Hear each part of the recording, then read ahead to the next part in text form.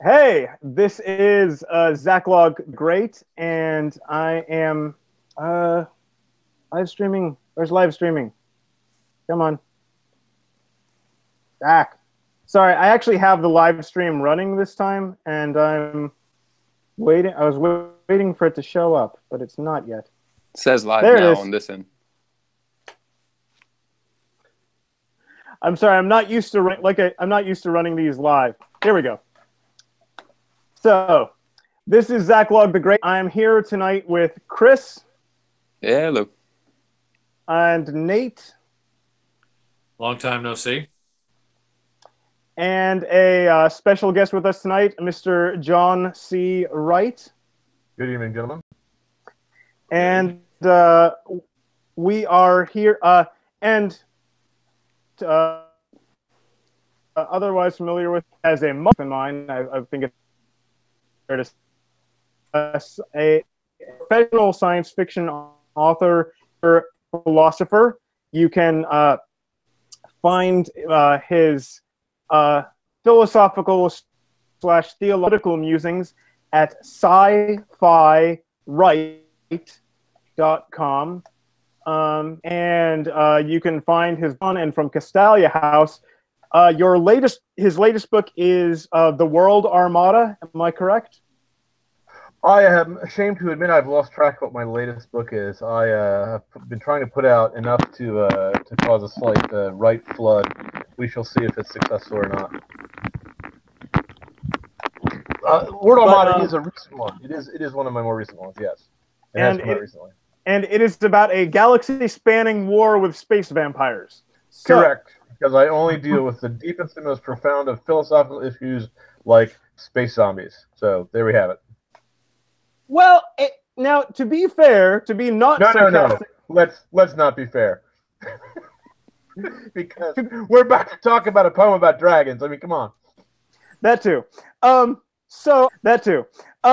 So I usually let someone else lead when it comes to the actual poetry discussion. I did want to throw one thing in first, because there is a word in this poem that was, I think it's fair to say, warped out of its usual meaning by current events just a couple of years ago.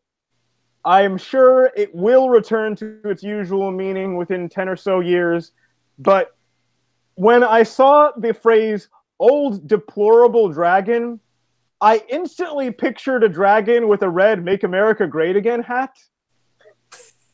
I was thinking this dragon had voted for Trump. And here I thought you were talking about the word Drury, which I thought no one would know but me. I think I know which one you're talking about, but then I tried to. Go ahead. Who gets to read the poem?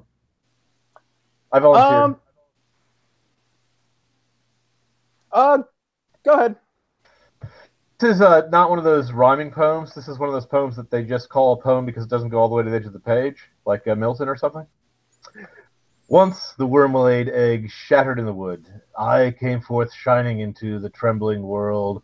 The sun was on my scales, dew upon the grasses, the cold, sweet grasses and the sticky leaves. I loved my speckled mate. We played at Drury and sucked warm milk dropping from the ewe's teats. Now I keep watch on the gold in my rock cave, in a country of stones, old deplorable dragon, watching my hoard. In winter night the gold freezes through tough scales my cold belly, jagged crowns, cruelly twisted rings, icy and knobbed, are the old dragon's bed. Often I wished I had not eaten my wife. The worm grows not to dragon till he eats worm. She could have helped me, watch and watch about, guarding the gold. The gold would have been safer. I could uncoil my tired body and take some time, a little sleep when she was watching. Last night under the moonset a fox barked, startled me. Then I knew I had been sleeping. Often an owl flying over the country of stones startles me. Then I think I must have slept. Only a moment. That very moment a man might have come from the towns to steal my gold. They make plots in the town to take my gold. They whisper of me in the houses, making plans. Merciless men.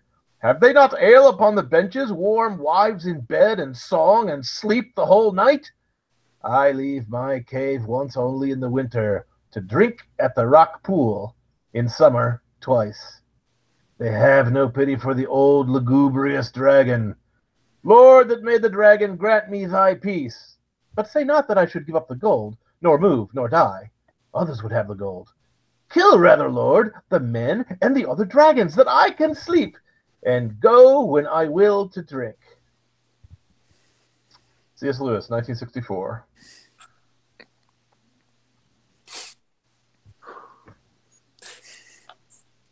So, Chris, would you care to start off? Sure. So I think the idea of just the dragon guarding his hoard we're pretty comfortable with it. We've seen that a lot. But it is interesting, like, seeing it from the dragon's point of view. And it's just this one desire to guard this gold that is completely ruining his life, making him completely miserable. But he doesn't see that as the problem. He sees everything else as the problem. And it's ridiculous and, like, very exaggerated, but it's also kind of relatable.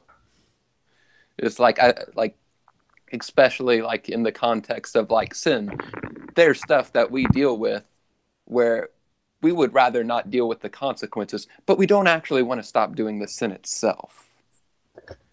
So I just thought that was pretty cool.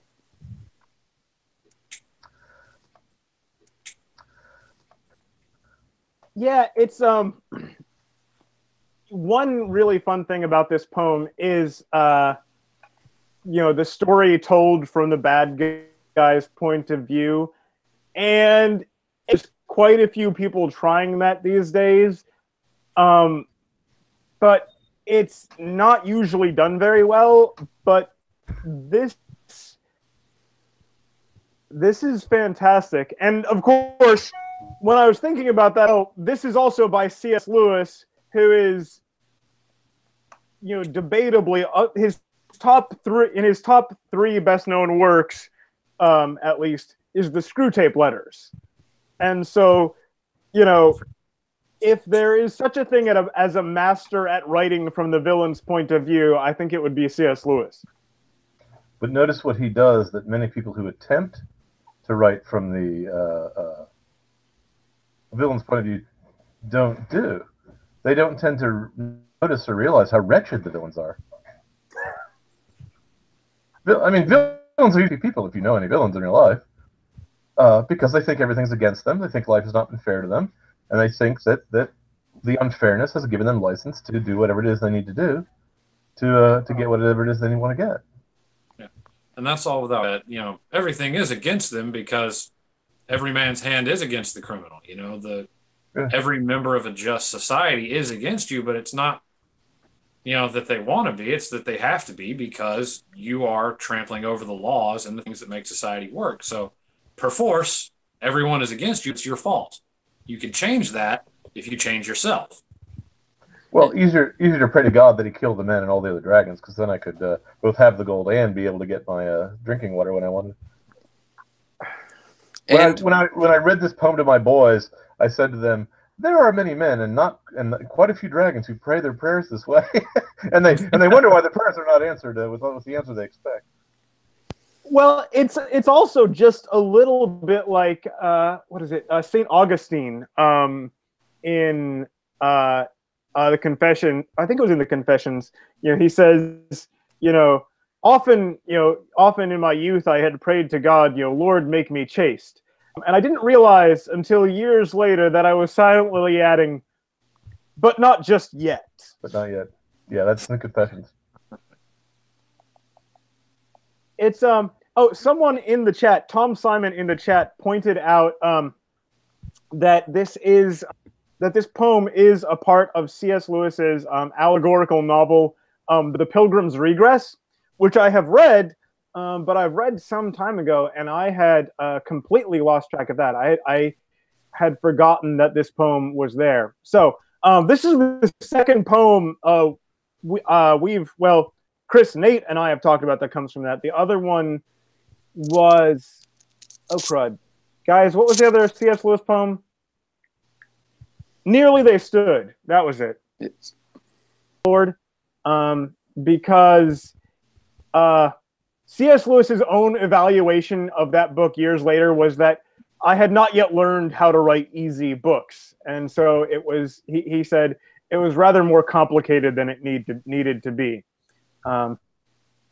but it's still worthwhile. Whew.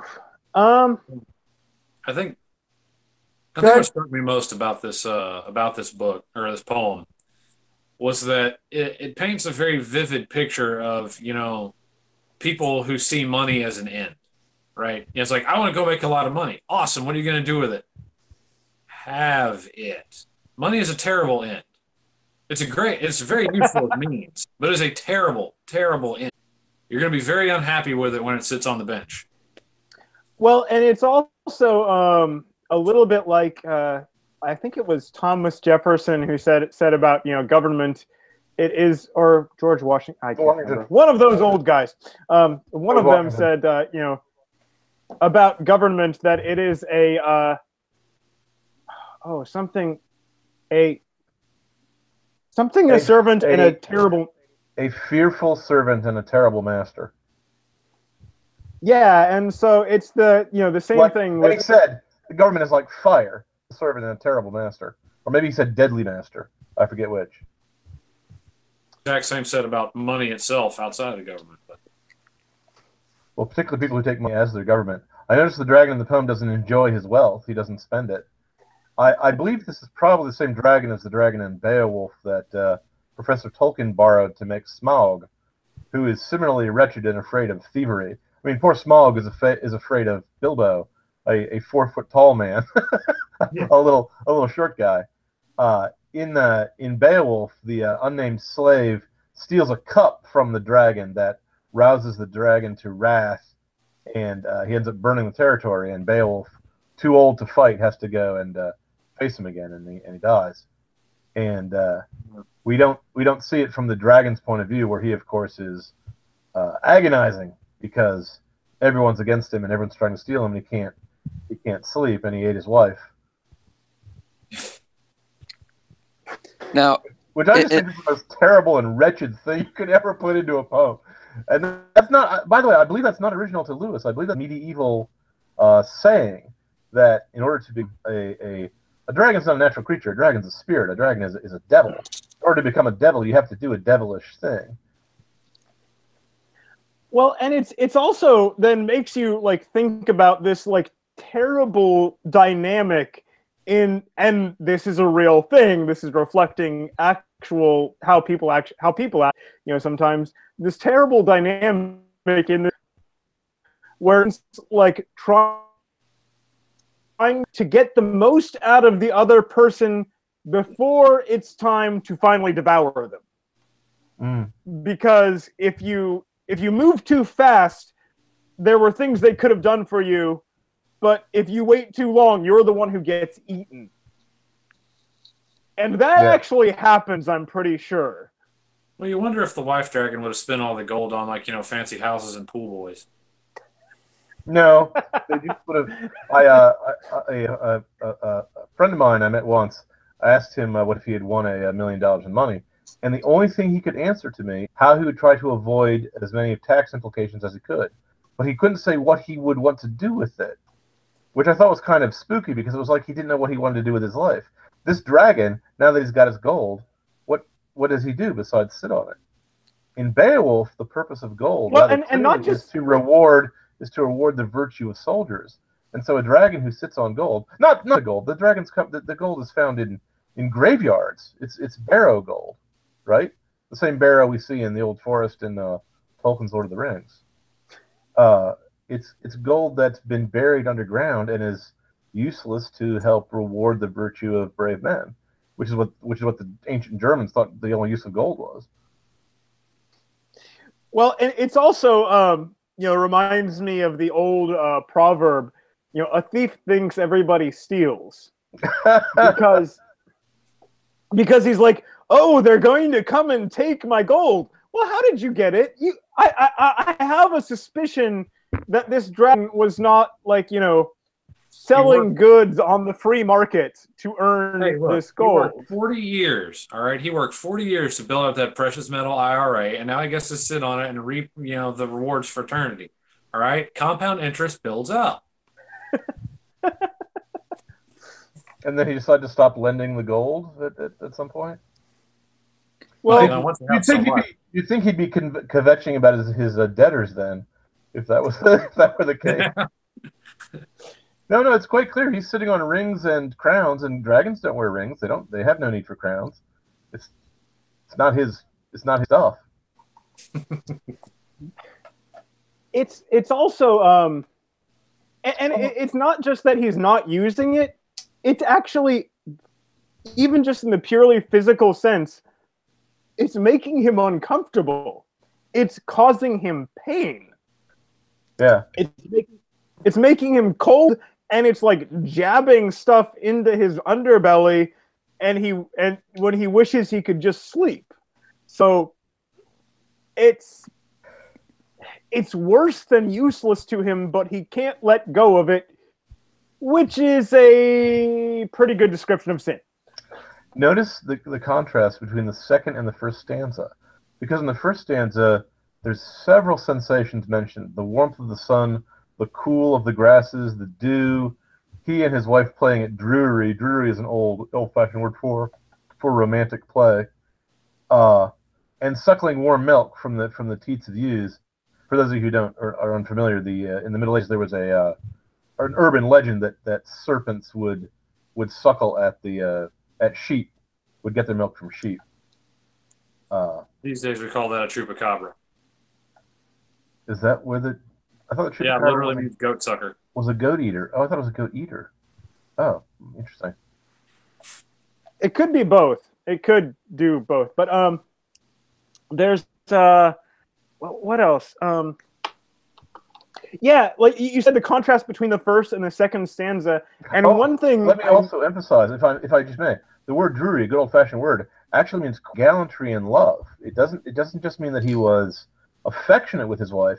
It means that they had this almost medieval ritual of gallantry that they had together, and that's the other thing he destroyed in his pursuit. I mean, he gives up everything basically for this. That's ouch. Well, it's I was about to say, like, it's interesting if you like look at it carefully. There's a very clear structure between the stanzas. The first stanza is him, as a young worm, and harmless and actually enjoying life to some extent. Well, worm means serpent. He's a snake, but he's a natural snake at this point. Right. I was using the poem's terms, but yes. Okay. Worm pre-dragon, and him in this state. And the second stanza is like him, where he is now and like contemplating his present environment. And the third stanza is, wow, I screwed up. I made this mistake. And it's a very clear, deliberate progression between each of them, which is a fascinating thing about C.S. Lewis's poems in general. They're very structured. What was crud? Oh, someone else. I'm losing it. I noticed that in that insight, the last time you talked, I think we sort of smashed your comment and went off on this tangent. Oh, sorry, it was breaking up a little bit. But yeah, a little while ago, I was going to point out, kind of going off of what you said about how he sees everyone against him. But it's like we don't actually see anyone wishing him any harm. Like, all of this stuff is kind of in his head. As far as we know, nobody's trying to steal his gold. He's just imagining it. And that kind of reminded me of like Proverbs 28:1, the wicked run when no one is chasing them. It's his love of this gold is just ruining his life, where it doesn't even matter what the other people are doing. In his mind, they're all after his gold. So nobody even has to do anything to make him miserable. He's making himself miserable. I also like my favorite line is the little bit of envy that he has toward the men who have all the comforts of wine and women and can sleep all night, and they don't seem to need gold.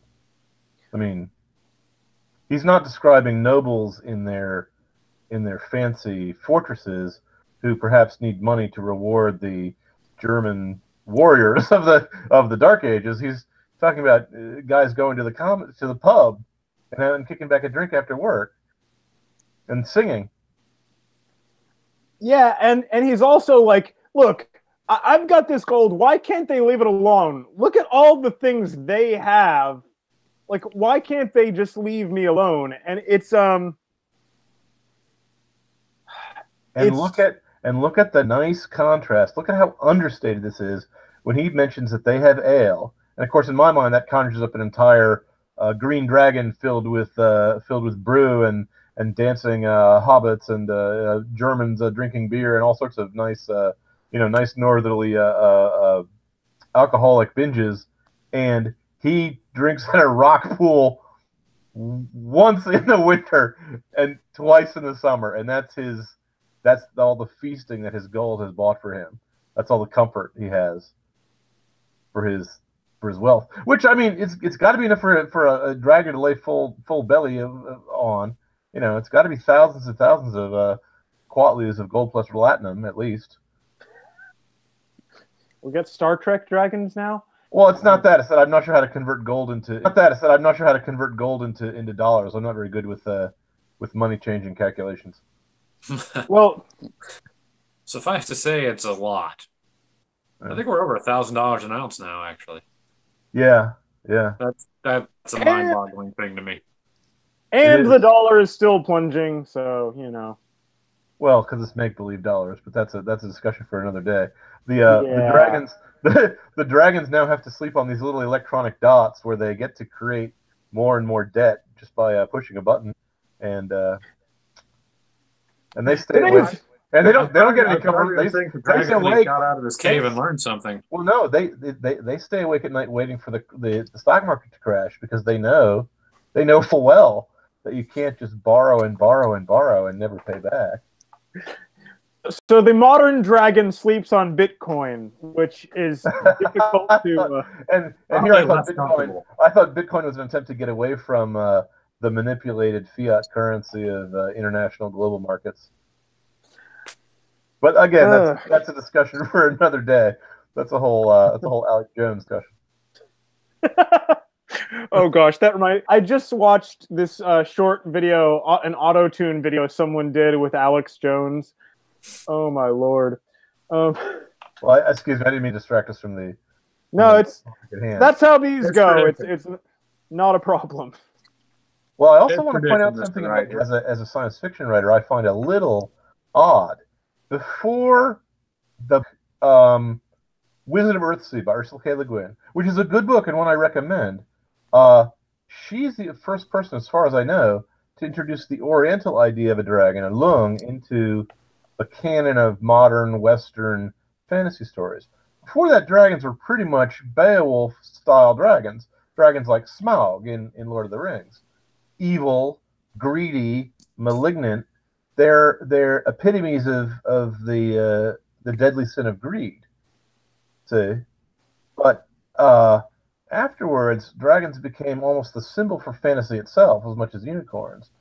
And then you had dragon riders of various forms, either on the planet Pern or the Jack Vance's planet of Aerolith, and they're good guys half the time. And some fine books have been written with that, because the modern mind is egalitarian in its approach. I should say modern Americans. And we like the idea that no race is innately evil, that you can have good orcs and bad elves and so on and so forth, which is kind of alien to the fairy tale way of doing things, where usually the things were treated more symbolically. A dragon was greed, you know. You had to have a saint kill it. It wasn't just a powerful creature. It was a type. It was a shadow of the devil himself.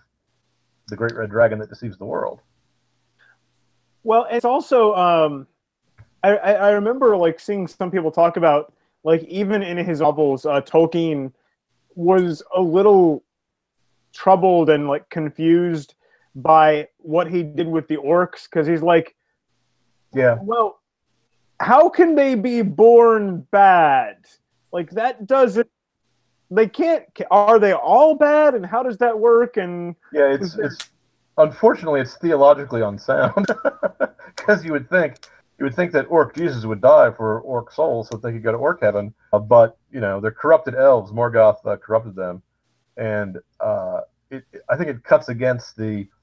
I think it's a case where his theology and his artistic vision conflicted with each other, and he never got a nice resolution to that question.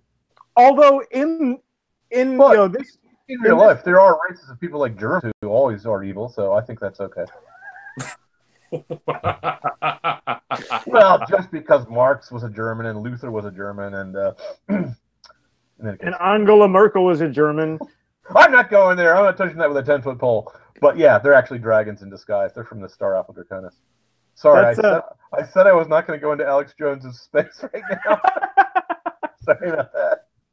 Wait, is it David Icke? Is that the lizard people guy? Yes, he's the lizard people guy, and I feel sorry for him because I kind of feel it's my fault. I'm a science fiction writer. We're the guys who made up UFOs, and then the poor muggles started to believe the stuff we made up was real. Come on, guys. It's from the cover of Astounding Space Stories magazine. So, I feel sorry for the guy. Astounded. Well, if he was a little more theologically sound and said the aliens from the planet circling the star Alpha Draconis are actually devils from hell, that I think is a more realistic, because those little creepy UFO people, they'll look a lot like elves, who by the way were not always good guys. They're good guys in Tolkien, but they're not nice people. If you ever heard a poem called Erlkönig, sung by Germans, I take it back. Beethoven was a German too. He wrote good music. Yeah, you're getting it from the bad guy's perspective again. What, the Erlkönig or Beethoven? Yeah. I mean, it comes out of German. Yeah, so yeah. You're getting the German perspective on it, which means the bad guys. Oh well, in that case, you're right. But the elves were really in that they were child snatching, murderous, spooky creatures that you wouldn't want to mess with. Dwarf Fortress goblins, all right. Yeah. Is that the same? Is that the same? Is that the same guy that Harry Dresden tangles with a couple of times? By the way, Erlkönig is it's just a German word for elf king. It's Oberon or Albrecht. It's a guy who's in literature. I would be shocked if Harry Dresden did not cross paths with him at one point or another. But I can't remember off the top of my head if that's the case. Can any of you gentlemen? Slugging him with a freaking 30-30. That was a fantastic moment. Oh, was that Erlkönig? Yeah. Great. That was the Earl King. Great, because I hate that guy. Yeah. Sorry, the poem is about a guy riding home to his farm, son in his lap, and his son sees in the mist that's clinging to the tree branches faces, and he hears voices that the father can't hear, and the voices are telling the child to come with them, and the Elf King is promising that his daughters will dance with the little boy if he comes, and the boy is frightened, and the father says there's nothing here to be frightened of. And the Elf King says he's going to take the child, and the father can't hear it. And by the time the father gets to his home, the child is dead. Wow! So that's an elf. That's a German. Well, and they're confused, kids. Well, and there is sort of the old idea of elves like offering sort of like mortals delights, but they don't really take into account that the mortals can't survive the same amount of things. Yeah. It's not that. Yeah. It's not that they're like necessarily good or evil all the time. It's just they're inherently like inhuman. Yeah. Or if you go and eat their food, you can't return to our world. Or if you go and fall in love with one of their maidens, 1,000 years, 100 years will go by back on Earth. Things like that. Elves are a little bit more ambiguous than dragons. Dragons, as far as I know, in the old days in the West, were never the good guy. in the East it's different. There was a Naga, there was a dragon man who Buddha converted to Buddhism, to enlightenment, you know. And the Chinese dragons are, some of them are like the centaur that taught Hercules as just sources of wisdom and so on. Very powerful, mind you, and not something you want to mess with, but not the same as the Western idea of a dragon, which we get a lot from the description of the Leviathan in the book of Job as this terrifying creature that laughs at our weapons and has lanterns that come of fire that come out of its eyes and mouth, you know.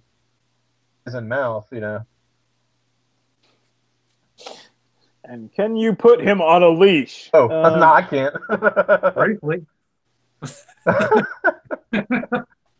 His scales are very sleeping on his pile of treasure. I might be able to slip that bad one on there. And he's the father of all the sons of pride. That's a great title for a diabolical creature, isn't it? Yeah, that's the thing. I said you've compared. You said the dragons are like the embodiments of the the mortal sin of greed. But I'm like, they do a pretty good stand-in for wrath and pride as well. I think so. I may be over Beowulf because it's one of a poem of mine, and because Tolkien and Lewis, I think, were taking from the Germanic Beowulfy notion of dragons more than from other sources. Yeah, and they're all sleeping on gold, but there's no mention of gold in the story of St. George, for example. That's just a maiden eater, right? That sounds right. Yeah, at least I don't. It's not none that I remember. It's been a while since I'm not as caught up in my dragon lore as you think I would be in preparation for this podcast. Well, what interests me is the term you use the term worm, right? The WURM, as in like the flightless dragon kind of thing. Oh God, I forget the name of the thing. But there's one of Tolkien's heroes that actually does battle with a great worm. It's not a full-flighted dragon, but it is this massive armored beast, like breathes fire and is murderously powerful, tromping up and down the land, and they eventually fight. And so I wonder, this thing from like small snake up to full-scale monster. Is that are you about in the Silmarillion? Because I think that's Turin Yeah. Bar. That comes almost word for word out of a Norse epic whose name I can't remember, the Siegfried story, where he hides in a ditch and waits for the dragon to pass by overhead and stabs up into its belly. But I believe worm is just the old English word for serpent. So serpents could be big or small, and clearly monster serpents are monstrous. Right, and didn't the one from the story you just mentioned also like poison the land everywhere it went? Yes. Yep. Absolutely. These things are the same way sin poisons your life. It's a very clear symbol of what happens when you're if you want to look at a dragon sleeping on the gold as an economic system that uses greed rather than free trade, advertising for capitalism, you'll end up with a ruinous Ukrainian famine. See, now, what this dragon needed was a Jimmy Durante, excuse me, not Jimmy Durante, the other Durante, to write a series of fake articles. Walter Durante, I'm sorry, Jimmy Durante is a comedian. Walter Durante write a series of fake articles about how great it is to have dragons sitting on gold and how good it is for the economy.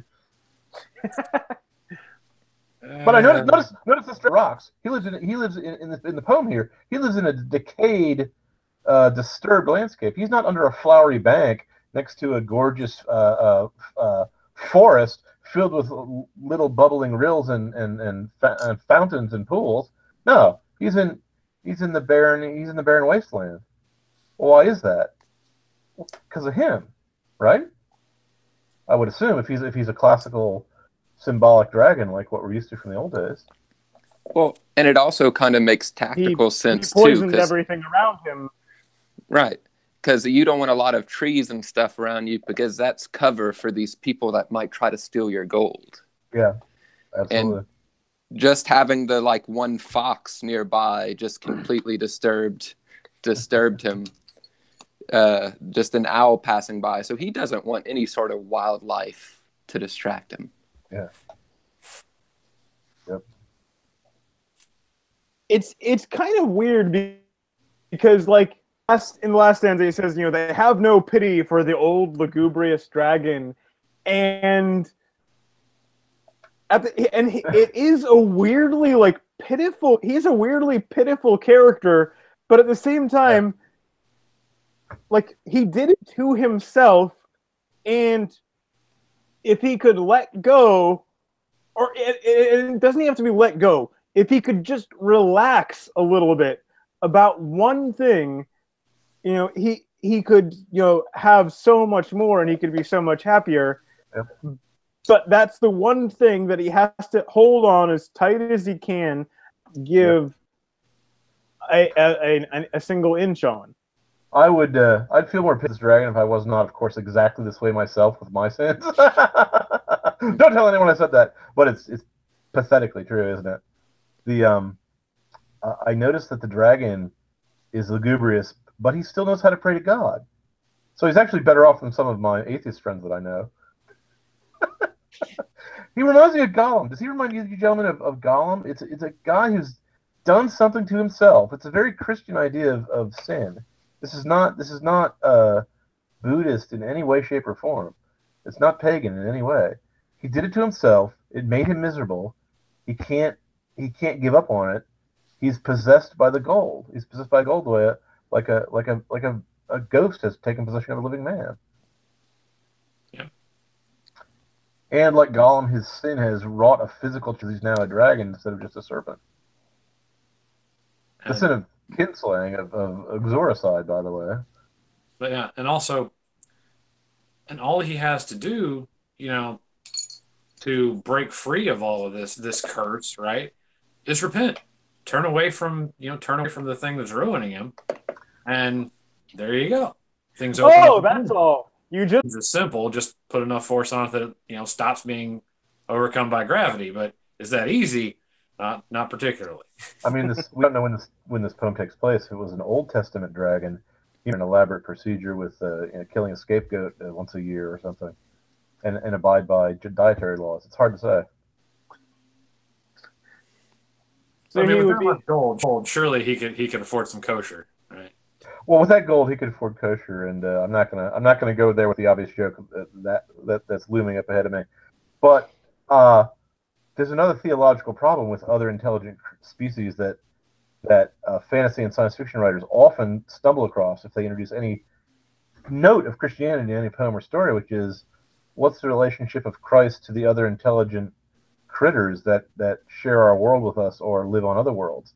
Do the Martian sins get forgiven if by the earthly Christ, because they're not sons of Adam? They're sons of Mongo or some other critter. They're sons of Malacandra.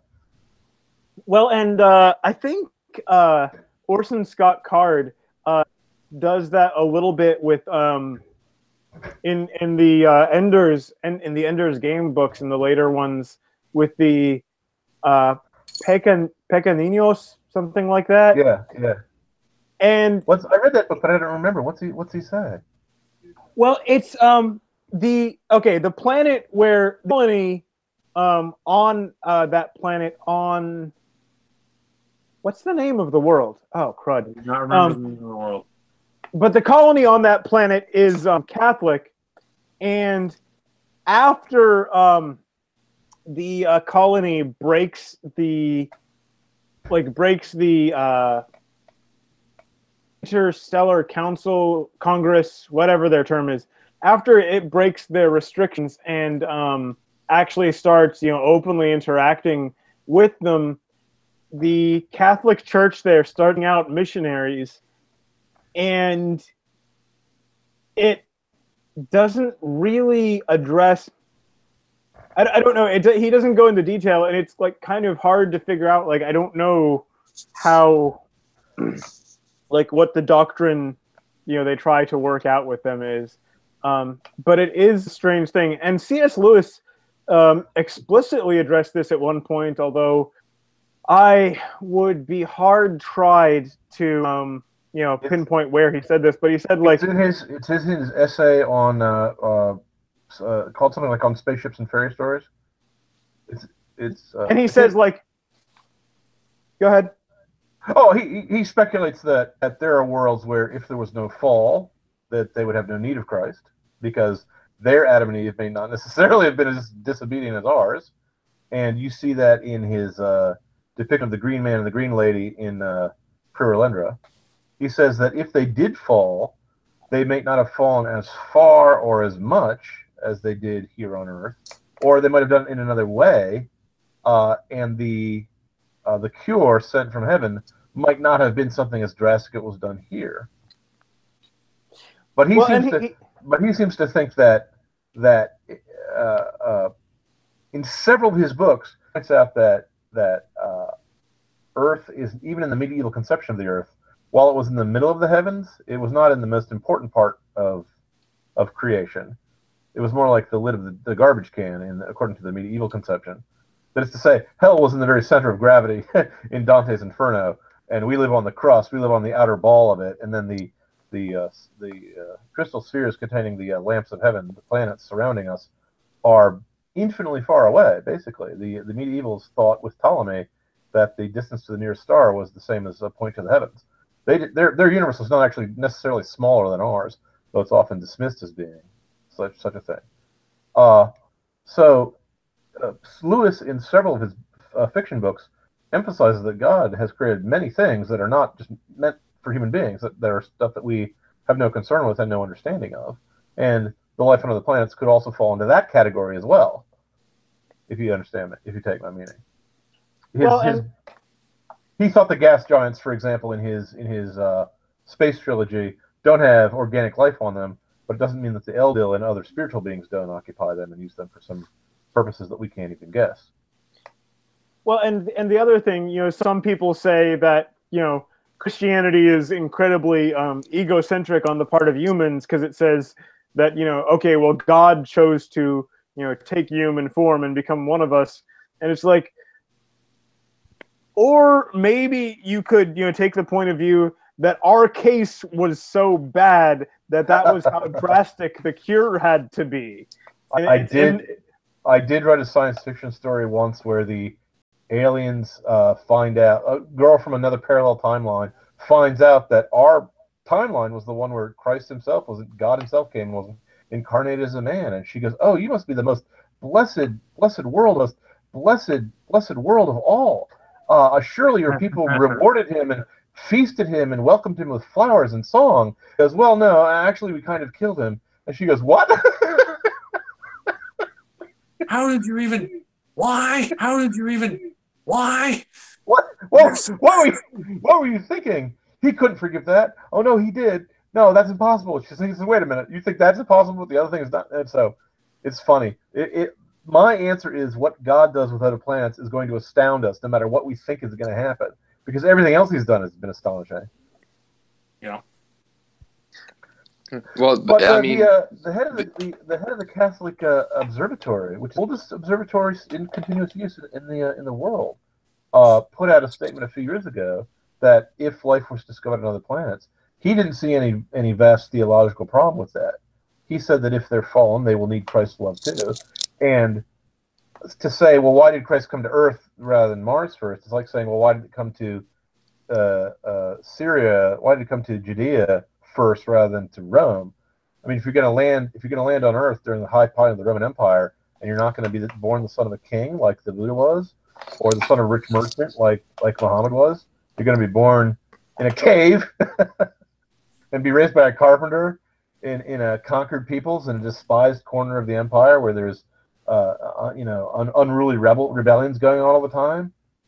I mean, come on, it's the fact that God picked Earth to be his landing spot for the saving the galaxy, if that's what the plan is. That doesn't mean that we're important or special. It just means that we're the part of the flesh where the surgeon's scalpel had to go in first to get at the wound. Right. Looking at Israel to the whole Earth, and then from Earth to the rest of the universe, it's really just a difference of scale. Yeah. And I don't think God gives two farthings for our sense of scale, for human sense of scale or propriety. He's a very scandalous person, But I don't think he made the dragons. Here's why. Here's what tripped up C.S. Lewis, tripped up Tolkien. Tolkien didn't want to have the devil be able to create anything, which is theologically sound, because sin only corrupts and deprives good. It doesn't create good. Darkness is not a positive thing you can pour out of a bottle to quench light with. Darkness is the absence of light. Right? Darkness is the absence of light. Right? Yep. And the whole point of one thing that's very Christian in Tolkien, and you see it also in some of Lewis's poems and stories, is the darkness cannot comprehend the light. It can't understand the light. Sauron, the all-powerful archangel with a magic ring that could dominate the world, couldn't grasp the idea that the little fat hobbit man was going to throw it in a volcano and destroy it, because that would never occur to him. He couldn't believe it. Every thief thinks everyone's a thief, right? So, and ironically, he was right, though. Well, yes, the guy wasn't going to do it till he twisted, warped creature of evil, bit his finger off, and fell in the lava. So in the end, his own power undid him in the most ironic and unexpected of fashions. Yeah, yeah. Well, and the other thing about, to get back to the poem, because we've gone off track, which is okay. But it says, Lord that made the dragon, and it's like, well, yes, God made you as a creature, but God did not make you what you are now. You had choices that brought you to where you are now. And, you want peace, you want rest. That may involve undoing some of those choices. That may involve turning back and rewinding a bit. He lists 3: giving up the gold, moving, and dying. Those are the 3 things the dragon doesn't want to do. And he doesn't want to die. By the way, he doesn't want to die because he loves his life. The next line is, he doesn't want to die because he doesn't want anyone to get his gold. Oh, God, this poem is brilliant, isn't it? That's funny. It's the ultimate blasphemy to him. He freaks out at that thought. Yeah. They'll touch my stuff. I mean, look, he's like a pharaoh. Doesn't even want to move. Well, Come I understand. on. Okay, how much hubris must you have that you expect God to do everything to the point that you don't even move? You have to have the pride of a dragon. From here, nuke him from orbit. I'll chill here, and when I'm thirsty, I'll go get something. Well, and it's also make me a sandwich. And if he had just put his gold by the riverside, he could just lean out with his neck and drink whenever he wanted to. Oh, but then what if some of the gold fell into the river? You're right. Precious. Reach down and grab it. I mean, dang. Precious. Yeah, but then he has to move. Fair. But the whole thing, it's kind of like an extreme version of the sunk cost fallacy, because he's looking back. That earlier. Yeah, he's looking back at all that he's given for the gold. He's given everything for the gold. Forgive me. What is the sunken cost fallacy? Throwing good money after bad. Yeah, after bad. Yeah, basically the sunk cost fallacy is I've done this much to get what to after this end. And even though it's manifestly now a bad end, I'm just going to keep going after it, pouring resources and time and whatever, because I can't allow what I've already put into it to go to waste. So I will continue to waste. In a more, in a more, political sphere, it's like, oh, well, we've already had these many of our troops die for this thing. We can't let that go to waste. Even if it's not working, and even if you keep on with the plan, a lot more people are going to die. Yeah. Well, the reason from a fiscal standpoint, the F-35. Yeah. But if we stop now, they'll have died in vain. The reason why it's a puzzlement is I don't think it's always a fallacy, because there are some times when you've built half a tower and half a tower is no good one, but a complete tower is perfectly useful. But if you're digging half a pit in a place where there's no water and no oil, the full pit is not going to do you any good at all. It's just going to be more of a waste. So I think it's a fallacy in some cases, and certainly in this dragon's case, because he's not even going out and flying around looking for more gold. Yeah. He should go to Egypt. Got to be like Hub McCann. Win and lose a dozen fortunes, man. I think the dragon is risk averse. Yeah, you can put that gold to work making more gold. Yeah, he doesn't want to have anyone touch it. He's not best. Dragons are hoarders. Like Dragons this, are hoarders. I want to see. Isn't that a reality TV show now, Hoarders, where they like go through the home of someone who has like, magazines stacked up to the ceiling and like, I don't know what else. Their long lost husband buried under an avalanche of like refrigerators and toasters. So I'm wondering, if only the dragon was interested in like stamp collecting, would that have changed the outcome of the poem? It would have been more modern. Well, In any case, I don't know. At 11:30, I have back then, right? Was generally signets, which is a form of stamp. So I guess, in a manner, it was. But of course, the whole point of stamp collecting is the thing itself is only worth the pittance it gets from the market is only from other collectors, whereas gold is readily identifiable and always carries its value over long periods of time. So he's really good at stamp collecting. Well, at the same time, though, like gold is only has value in that, like we all believe it has value. It's a lot more stable than fiat currency, but still, like it's basically just a pretty rock. Yeah. Yeah, as a metal, it's not worth. It's not, especially in medieval time, not useful for all that much. It has a few modern industrial uses, but it's always in demand for jewelry. But that's a frivolity. That's not something we need to live. Well, so it's a little ambiguous because it is the bedrock of all economic activity, really, but it is something that's kind of arbitrary, kind of frivolous. But the dragon takes it completely seriously. Well, it's also, if you're talking about jewelry, the use of that is to win and keep a mate, and the dragon in this case kind of turned that around. That's a good point. There's no point in getting gold unless you're going to get women with it. I mean, wait a minute. I think that's a nymph or some other, or a satyr or some other mythical creature represents that sin.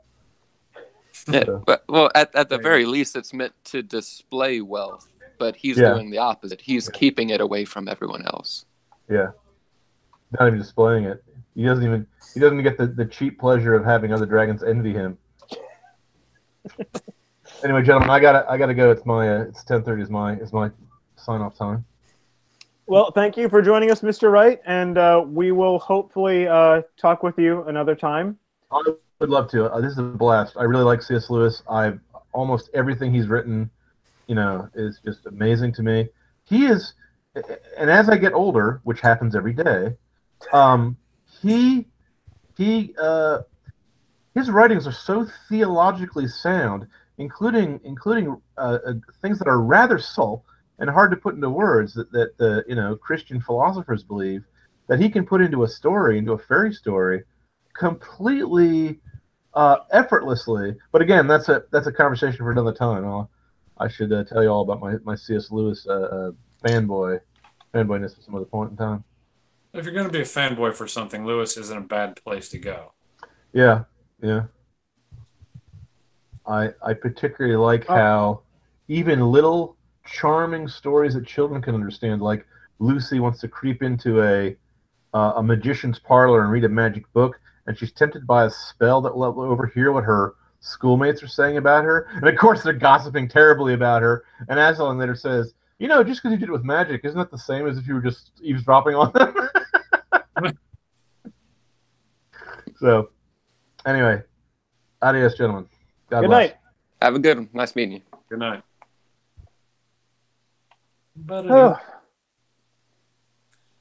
So one thing I'll tell you. What's that? We have pretty thoroughly flogged this poem.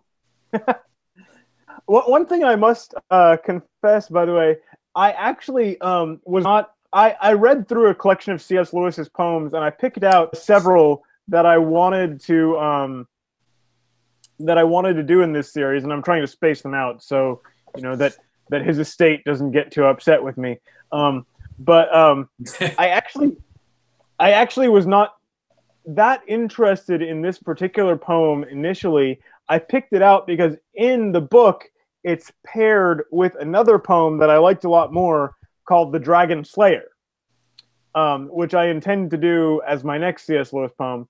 But it's an interesting thing, and it's kind of fun seeing which poems have this and which don't, because as I was working on memorizing it, I found out a lot more about it, and I found a lot more depth in it. And it's interesting seeing where that happens and where that doesn't. Like there are a few poems I've done where I like the poem and I like the setup, but it's basically all there on the surface. Like there's not too much going back to it over and over again will bring.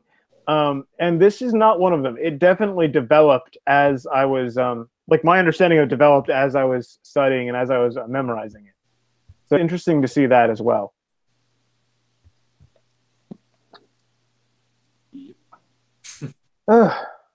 So did you guys have anything more, or did we burn it out? I think.